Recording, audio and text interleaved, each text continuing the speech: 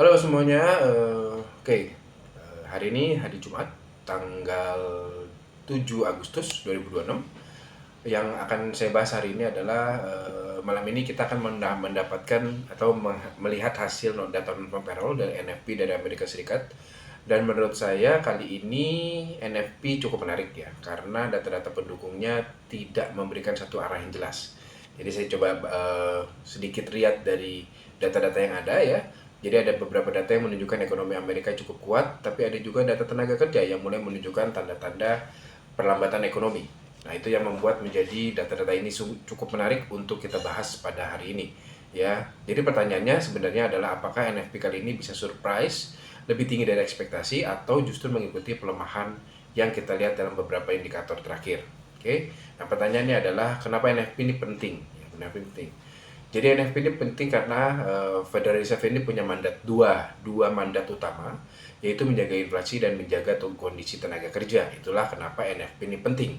Ya, saat ini unemployment rate berada di sekitar angka 4,2%. Jadi sebenarnya pasar tenaga kerja secara umum relatif masih sehat.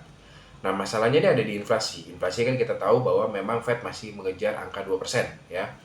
Nah, inflasi saat ini tuh masih ada di target 2%. Masih ada di atas target angka 2%. Jadi targetnya The Fed ya.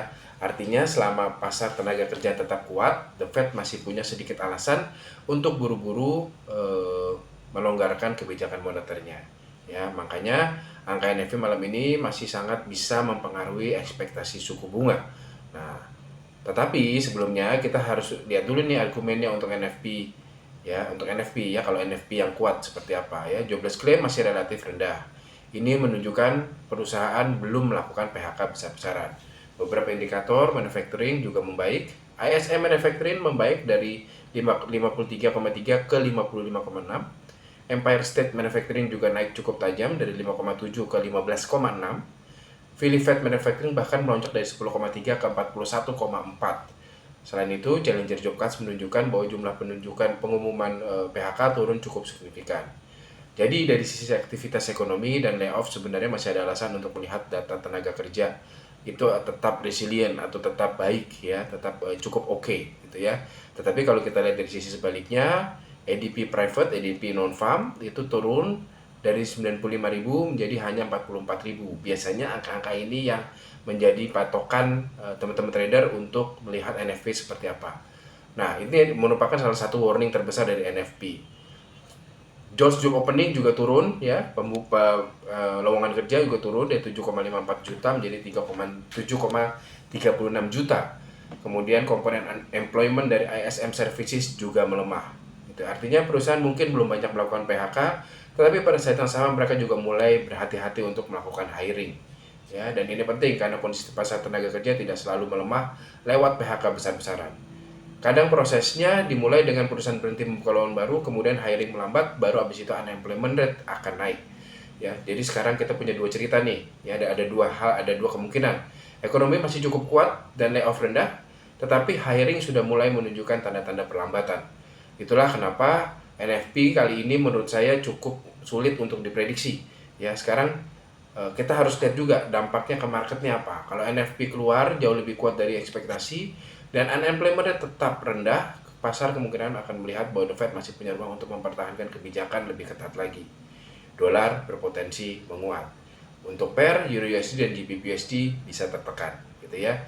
Gold juga berpotensi turun karena biasanya sensitif terhadap penguatan dolar. Terutama gold baru beberapa hari ini kan naiknya cukup signifikan. Jadi ada kemungkinan bahwa gold mendapatkan koreksi dulu, ya. Nah, sebaliknya kalau NFP ternyata lemah, apalagi kalau unemployment rate ikut naik, maka pasar bisa melihat sebagai tanda labor market mulai kehilangan momentum. Dolar berpotensi melemah, gold otomatis akan lanjut naik, dan Euro USD ataupun GBP USD of course akan naik juga. Nah, tetapi ada satu hal penting, jangan cuma melihat angka dari NFP, ya, dan juga unemployment rate dan average hourly earnings.